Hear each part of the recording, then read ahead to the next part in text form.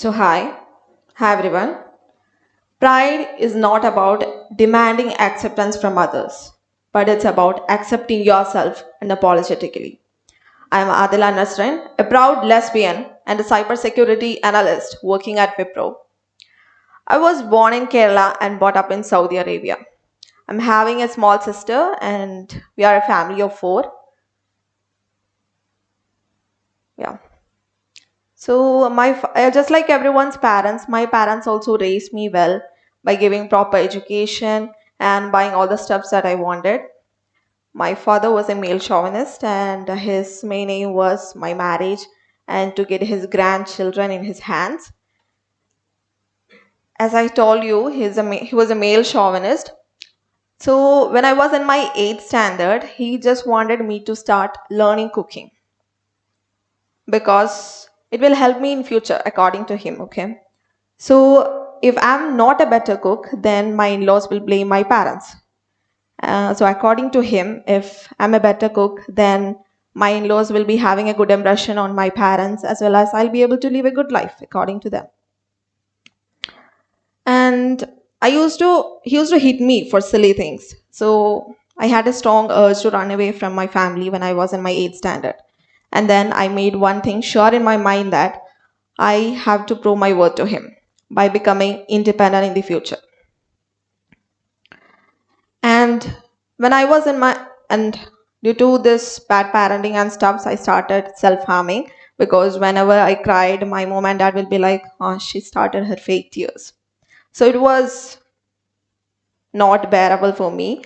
So I started to find my peace by doing self harm. So later on, it became a habit in my life.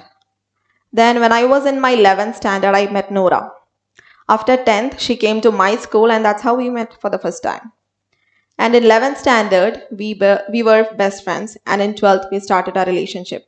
Actually, when we both met, I had a special kind of feeling. And when we started talking, she also started to have such feelings, and later, with time, we realized that it was love, and we can't be without each other. And we were not bothered about anything like the questions related to like whether our parents will be able to accept us in the future or whether we'll be able to live as a couple in India. We were just enjoying our moments together. We were not bothered about anything. So our families were also friends. So they told us that after 12th you can study together, and we were really excited about it because no tension, nothing, just enjoyment and being together, enjoying the moments, just that. And later on, Nora's mom came to know about our relationship. She caught Nora's chat and she came to know that we are in love because in that we discussed about our future together, our togetherness, and a lot of I love yous and kisses were also there. So she realized it, and normally both of our families will contact, right, when they come to know about our relationship. So her mom called my mom and told everything. And our mothers threatened and blackmailed us by saying that homosexuality is a sin in our religion. And my mother also told me that if my father is coming to know about this, he may kill you. And I and Nora had a clear cut vision that we both want to be together in the future and want to live a good life, a peaceful one. So for that we need a good job, and for that we need good education. So for time being, we thought to convince our mothers that we are not longer into a relationship with each other. We told them that we stopped everything, but we were continuing our relationship secretly, and we were in contact with each other throughout. And then 3 long years of long distance relationship. Those 3 years were not that much easy because we don't we didn't get to see each other. There are no meetups, no calls, nothing, just text messages. And we went a lot through those days because we are surrounded by toxic people. We have to act in front of them. Acting continuously in 3 years, it's such a difficult thing. And a lot other things also happen, marriage proposals for Noora and physical torture when our parents again, they caught us again. And my father asked me to promise him that I have to marry a man according to his will soon after my degree. And I was like, okay, because I want to complete my education. So for that, I have to agree with him. And also a lot of sexist comments from our family members and relatives. Because according to them, girls are only meant for having children, marriage, and household work. Nothing else. And then we started searching for jobs. And finally, we found a job and we decided to step out of our house. On May 19, 2022, that is last year, we stepped out of our house with the help of an organization. That day is an unforgettable one for both of us. I still remember Noora waiting for me in the balcony of that organization. It's still there in my heart. And we were finally united and we were like, yeah, everything is settled. We are finally together, we are having a job, and we are going to lead our life happily. But things were not going as we expected. Our families were really pissed off when they came to know about our togetherness, and they were really worried about what the society will think. That's a usual case in India. And my parents told me and Noora that they will try to understand us, but they need some time. And they demanded us one thing, that we both have to stay in my mother's house. And we were like, okay, we will stay there. We also wanted our family to be with us. So we thought to be in that house. And they promised us that we won't be undergoing any kind of torture when we reach there. But everything was different when we reached there. They started to blackmail us, mentally torture. They were not allowing us to sleep also. They even tried to take me to a hospital because according to them, homosexuality is a mental disorder.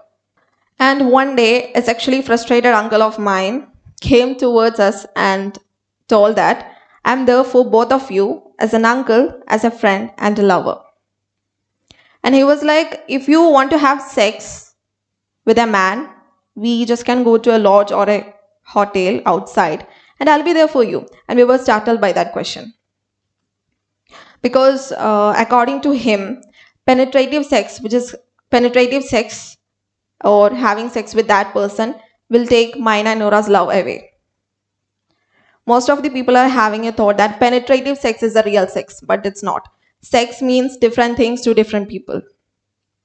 And a lot of people are also having another thought that if I identify myself as a homosexual, it's because I haven't had experienced a penetrative sex, which is considered as a real sex. But it's a bullshit. Then the next day, Nora's mom, along with 2-3 men, came to that house and kidnapped Nora forcefully. Police were also involved in it, along with Nora's mom, and my entire family were also involved in it. It was a conspiracy. We both were physically tortured. They held me tight and pushed me to the bed, and my father even sexually assaulted me. And Nora was taken away. And then the police came very soon. It's because we were already in contact with the organization. So when our mobile phones were switched off, they realized that there's something fishy and they sent the police there. So when the police came, my father and relatives were like, I should not reveal anything. I should say like Noora went along with her family with her consent and nothing happened here. I said them, okay, I'll do that. Again, they are also playing with me, I'm also playing with them. So when the police arrived, I told them whatever happened. I told them the truth. And I showed them the marks on my body, which happened on that day. And they were convinced and they took me to the police station. And when I reached the police station, I told them that Nora was forcefully taken and I want her back. Then the police called her mother and asked them to come back to the station. And her mother was like, okay, sir, we'll be back. But soon, the mobile phones were switched off and no traces of them. When I told my mom and relatives that I had such a bad experience from my father, my mom told me that he's not such a person and you're just cooking up stories. And it was such a heartbreaking thing to hear from your mother. And I hope that not a single child get a chance to hear such words from their own mother. And I would like to make it in my mother tongue. Sexually assault ചെയ്ത് പെട്ടിരിക്കുന്ന ഒരു കുട്ടീനോട് സ്വന്തം അമ്മ ഇങ്ങനെ പറയുമ്പോൾ ഉള്ളൊരു emotion, ആ ഒരു ടൈമിൽ നമ്മൾ എന്താ ചെയ്യാൻ നമുക്കറിയില്ല. അപ്പം ഇനി എങ്കിലും ജസ്റ്റ് അതിൽ എന്തെങ്കിലും കാര്യമുണ്ടോയെന്നെങ്കിൽ ആ കേൾക്കുന്ന അമ്മമാരെ നോക്കണം. അല്ലാതെ എൻ്റെ ഹസ്ബൻഡാണ് നിൻ്റെ ഫാദറാണ്, he won't do like that. It's not like that. അതിനുള്ള ചാൻസസ് ഉണ്ട്. So my mother wasn't there at that time for me. Yeah, so I also told the police that I won't go along with my family. And they arranged a short stay for me. Even I informed it to the police that my father sexually assaulted me, and they were like, okay, we'll take the complaint and your father will be imprisoned. And they also started blackmailing. You are his daughter, right? Then why you're doing this? You're having a sister too. Just think about her.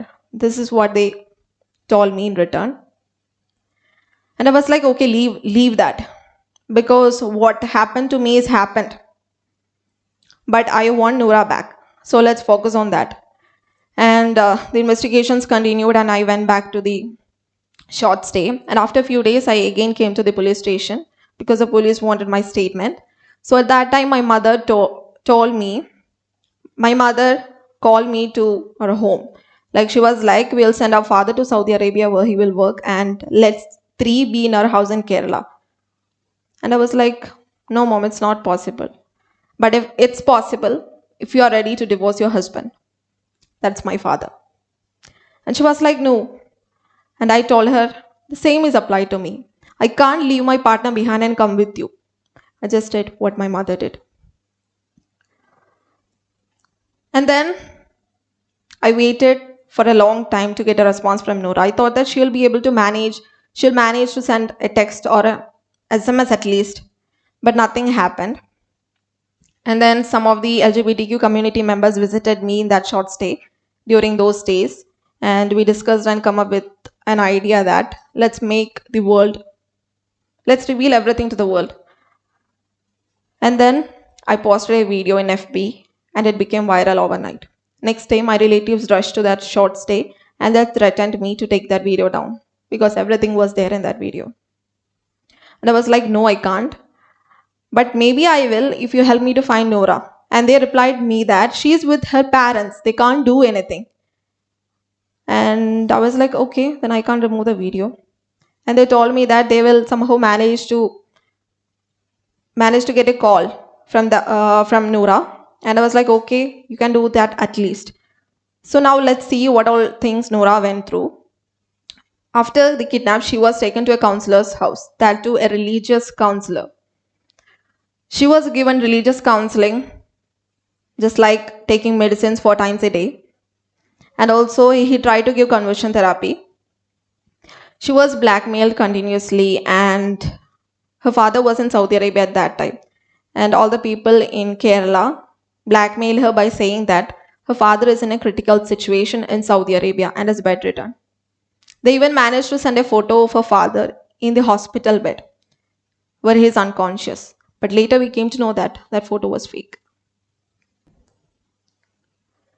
And their plan was to take Noora to Saudi Arabia because, according to them, the solution for homosexuality is early marriage or marriage. Then everything will be okay. No homosexuals will be there. That's what they think. And then, again, coming back to the story, we both spoke with each other, and she told me to take that video down because her mother and that counselor promised her that if I'm ready to take that video down, then we both can live together peacefully. And I told her that they are again lying. And if I'm taking that video down, then it's not safe for both of us. And she understood it. And then the counselor also asked me the same. I said to him, no. And again, he hung up the call, and I was not having any contact with her. Then I filed a habeas corpus petition in the Kerala High Court. And after 8th day, I and Noora met in the Kerala High Court. We convinced the court that we are in love and we want to be together. And we don't want to go back to our parents because they are very toxic, and we are having that fear inside us about them. The court got convinced and asked us that, what about your financial stability if you are not having any contact, if you are not going to keep any contact with your family? And we said we are financially stable, we are having a job, and our advocate produced our offer letter. And the court was convinced. The judgment was in our favor. But even after the judgment, Noora's family tried to track us down. But till now they didn't succeed it. And then we started our life together. Started a small family step by step. We bought a dog. We bought a vehicle. We bought a cat and started traveling. I still remember one question one of my uncle asked whether I and Noora will be able to walk in front of the public holding hands. And now here is the response. We are proudly living in the society together. And I'm happy that we are at least inspiration to a few because when we went to a hospital, a cancer patient approached us and told that we are an inspiration even to her. And we are facing cyberbullies on a daily basis. People in our comment box are literally cursing us. They are saying, you guys will experience bad things in your life soon because you made your parents cry. We didn't do anything to anyone, and I don't know why they're spreading hatred. We just loved and we are together now. That's what we did. And Nora's parents are into black magic to kill us. We came to know that recently. And now they are waiting for its results. And all the people in our comment box are cursing us. What an irony. One side, they're trying to kill us. One side, they're cursing us. And we are also having contact with Nora's sister. And her younger sister told us that she's really happy for her sister Nora that she got a partner like me. And I didn't even expect such a compliment from her, that too from a small child. And I'm really, really happy for that. And to all people who feel sympathy to us just because we are two girls living without family support, let me make it clear. We don't seek your sympathy. Instead, we invite you to take pride in the fact that two girls living together, two girls in love living together happily and independently. And to all parents out there, please don't be just like our parents. Be your child's pillar of support and their backbone. Because they need you. They need every support, each and every support from their home first, from their parents first, which we didn't get. So be that. And to every people, be your authentic self. People will say whatever they want. They will speak ill of you no matter what. How much good you did. They will speak ill of you. So don't bother about it and live the life in your own terms. Thank you.